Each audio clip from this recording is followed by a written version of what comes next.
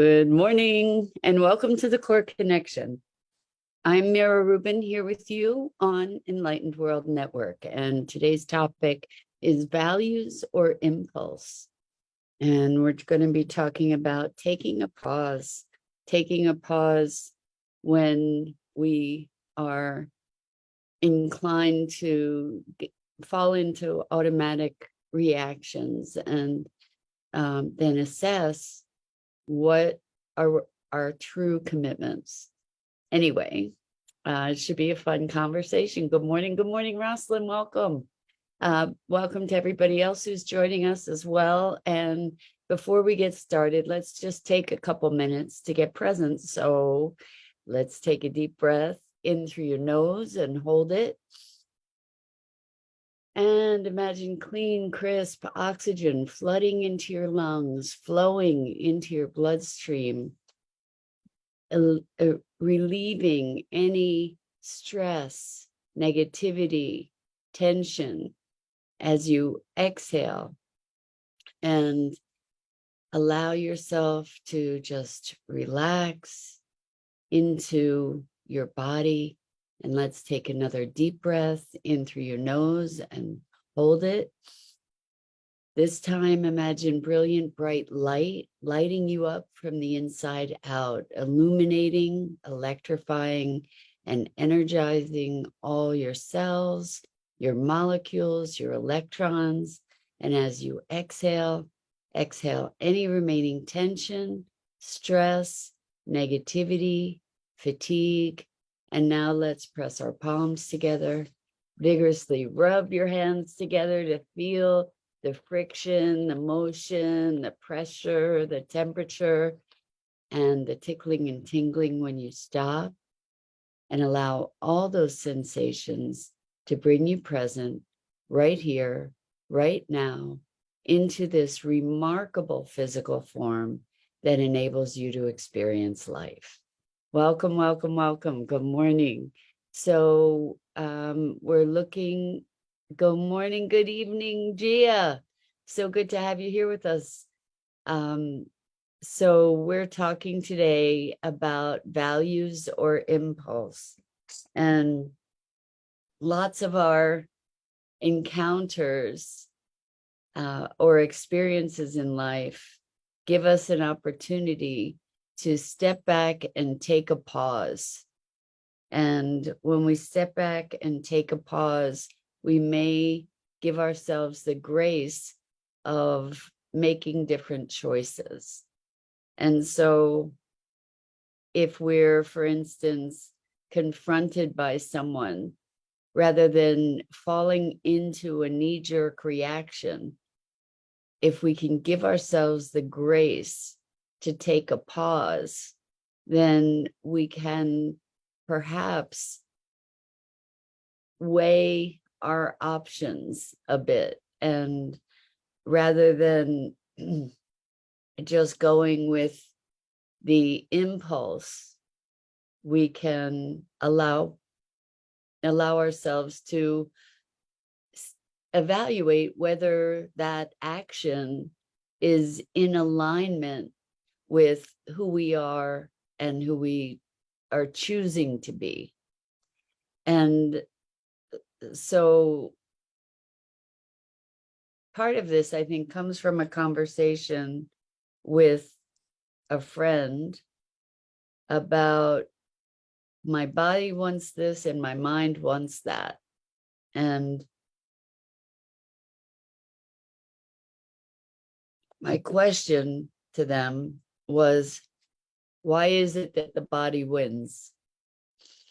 And ultimately, that immediate impulse from the body, a primal desire, is that in alignment with who you choose to be in life? Do we want to defer to the momentary desires, or can we step back and view the circumstance from a broader perspective and then choose based on that, and with that broader awareness. Because when we allow ourselves to step back into this broader view, things look very different. We can see the interrelationship between things. We can see the consequences of our choices more broadly. And when we have a narrowed view, we are seeing things from a very constrained kind of perspective that is not as connected, that is not as aware. We might find ourselves doing this with food. I certainly have had compulsive food behaviors in my life. And if I can muster the will to stand back and look at the choice, first of all, as a choice, rather than just being on automatic, acting on impulse. But then if I can stand back and recognize the choice in the greater context, to, for instance, ask myself, does this choice align with what I desire, my greater desires for myself? You know, does this choice align with my values? Does this choice support me in living the life that I desire for myself? And so I think, as always, it's an act, it's a moment of grace, I think, when we get the opportunity to stand back and look and have some perspective on ourselves, because most often we're just deeply immersed in the experience and aren't necessarily self-aware in those moments. And being able to cultivate that self-awareness, being able to cultivate the gift of standing back and observing, I think it is a gift. It is a gift because it enables us the opportunity for breath, like space to breathe,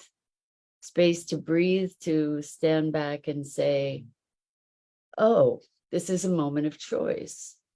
And what am I basing my choices on? And is my choice in this moment in alignment with my greater being, my higher intention?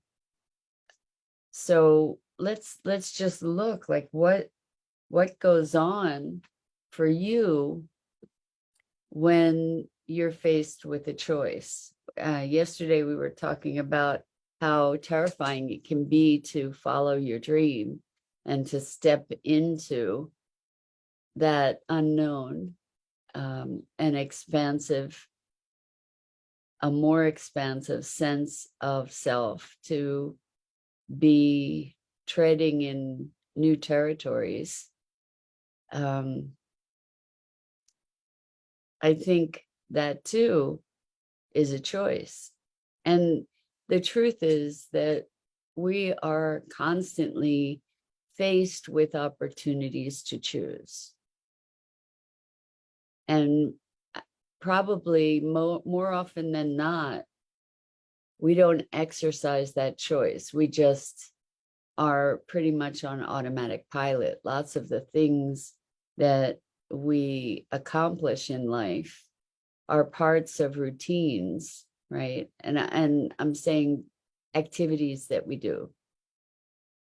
There are common routines like taking a shower, making a bed, brushing your teeth, making a meal is often an automatic experience rather than something that we presence ourselves to. Rosalind says, something is true if it's true now and always. If I take away the impact of time, it is still true. Well, that's very interesting because I don't know of too many things that are always true. So something can be true in this moment, in my experience, something, and so Rosalind says, is it still true? If I take away the impact of time, is it still true? I don't know. There aren't many things at this moment that come to my awareness that meet that criteria for truth. I think maybe you're talking about true with a capital T, just like reality with a capital R. And I don't know if that's something that we necessarily have access to. Because even with science, things that we have held true are changing. We're finding out that there are new laws in big quotes around how the universe works, and whether, we believe that the Big Bang is true, and then there are people saying that no, that was a misperception, that it isn't, that it didn't happen that way.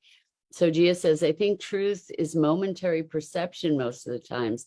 I'm kind of with you, Gia. I mean, even when we look at history, right? We're taught certain history. We're taught that that's what's true. And in this country, history is getting rewritten pretty intensively because there were all kinds of omissions in history that were really egregious, or perspectives about who was a hero. Like we traditionally have revered Columbus in this country, and now we're looking at Columbus through different eyes, and there's a degree of villainy there. And so what are the things that we hold as true?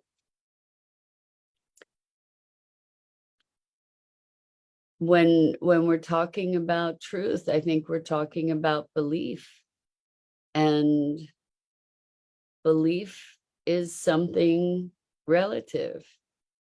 I mean, maybe we can agree that it's true that the earth revolves around the sun. There are people that actually believe that the earth is flat.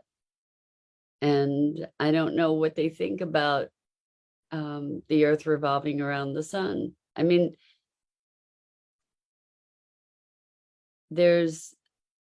maybe there's an ultimate truth with a capital T, and I don't know what degree of access we have to that any more than we have access to reality with a capital R.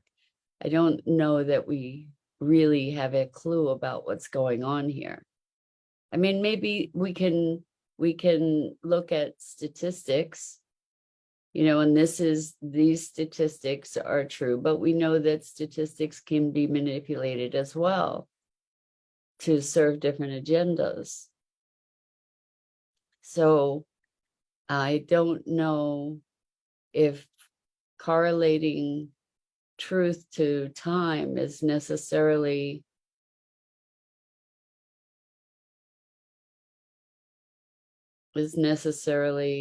a foundation for a solid definition. But Rosalind, I'm curious because you come up with these wonderful insights, and I'm wondering if you're thinking of something particular when looking at or putting forth that definition of truth. Like, is there something that transcends time?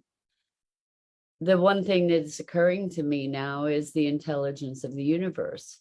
But that to me it looks like truth, like maybe capital T truth, but there are lots of people that would disagree.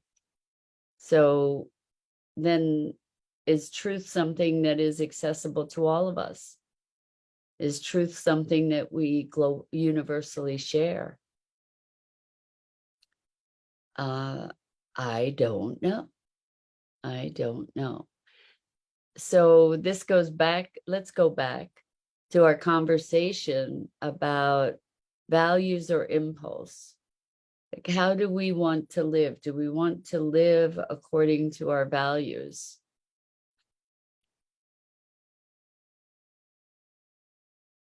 I think there's a distinction here to look at between the values we think we should hold and the values that we do hold, like our true core values, the values that are foundational to who we are, that remain constant. So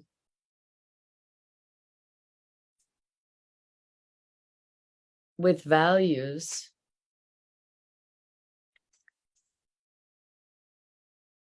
we do a balancing act. I think that we have certain values that, when we're looking at this idea of choice, in the moment, I might really want to stuff my face with popcorn yesterday. and I have a desire, an intention to be eating more mindfully, right? But in that moment, I met the impulse rather than the greater intention. As far as values go, I don't know that it was a challenge to my values to allow myself to cave to the impulse in that moment. I don't think it, but it wasn't necessarily serving my higher intention. I went with the impulse. And we then get to say, to observe that when we follow our impulses rather than our higher intentions, we can observe that, and then we can choose how to be with that. And that's maybe where values come in, where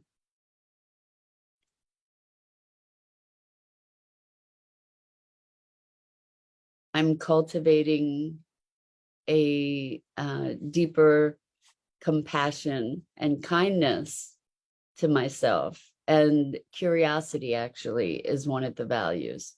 So I can look at my behavior and I can be curious about it, to say, well, isn't that interesting? What was going on? What's that about? You know, what's underlying that?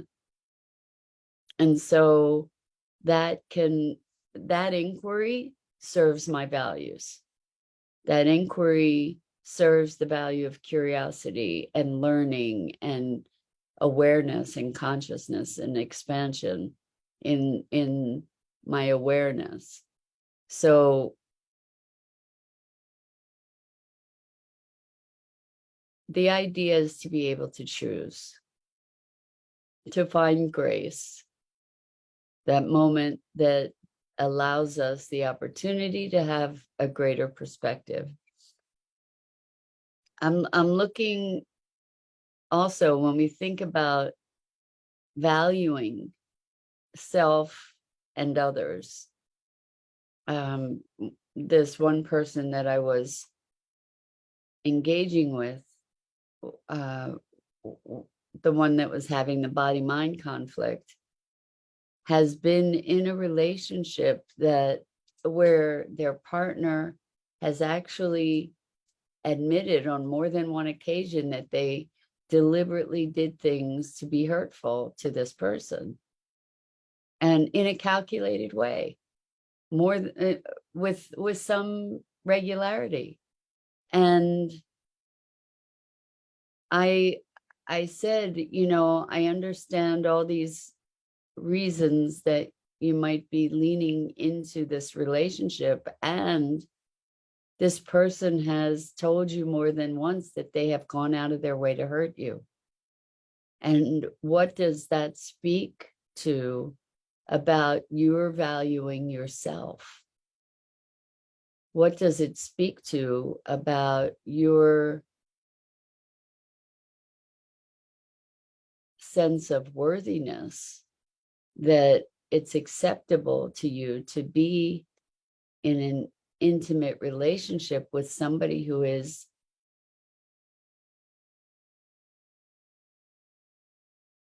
hurting you ongoingly in a deliberate fashion? That's a very interesting question.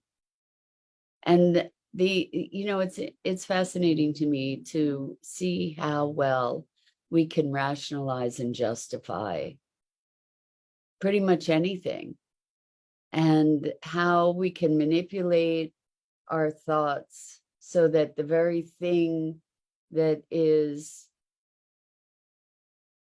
so that we seek out the very thing that is destructive to us, and justify that on kind of a spiritual plane, to say, well, I'm learning, um, I'm learning how to see the best in this. It's kind of remarkable to me to see how we can twist our thinking to believe almost anything.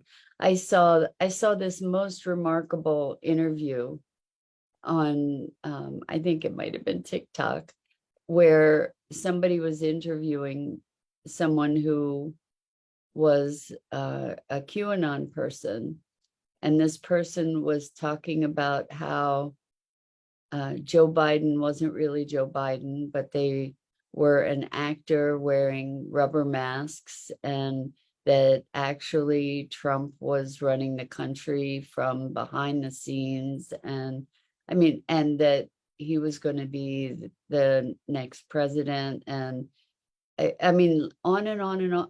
We don't know if he's going to be the next president, but on and on with all of these understandings that truly defy any kind of truth that we're exposed to collectively. It was just mind-blowing to see how we can twist reality, or our experience and the information that's available to us, to create these what seem to be crazy perspectives on things. And yet we all have our own ideas that other people probably think are nuts. So Rosalind says, I question what is my purpose. A vision to have a healing practice comes to mind. If it happens 4 years from now versus 10 years from now, taking away the sense of time helps make the vision attainable versus ultimatum mindset of how am I going to make that happen. I love that, Rosalind, because just when you have a dream, it doesn't necessarily have to be time bound. So you've been talking about having a healing practice for quite some time, and I know that you're making preparations for it and you're moving in that direction. I think that's a wonderful thing. I was talking yesterday about my dream of having an RV, and it's been more than 25 years in the making, and it looks like it's happening now. So, I thought I was ready for it 25 years ago, but time passed, and it's so bizarre because it feels like yesterday to me. It's so funny. I have no sense of time over time. I'm on time, but as far as months or years, I just don't track it very well, typically. And it's still like, that's still been a desire and dream for me that I've held all that time. And so I say, hold the dream, live into the dream, and allow it to unfold. And you take the action when the opportunity presents. Anyway, that is it for today. And I invite you to, when you find yourself, when you have the moment of grace to find yourself doing something on impulse or reacting, take a breath, take 3 breaths before actively choosing. You might choose to stuff your face with popcorn in that moment, but at least you had the opportunity, gave yourself the opportunity to have a choice. And with that, I'm Mira Rubin. This is the Core Connection, and I go live here each weekday morning at 9 a.m. Eastern on the Enlightened World Network Facebook page and YouTube channel. And I invite you to check out the other awesome programming on Enlightened World Network and Enlightened World Living. And I'm ever so grateful to have the opportunity for these talks every morning. So lots and lots of love to you.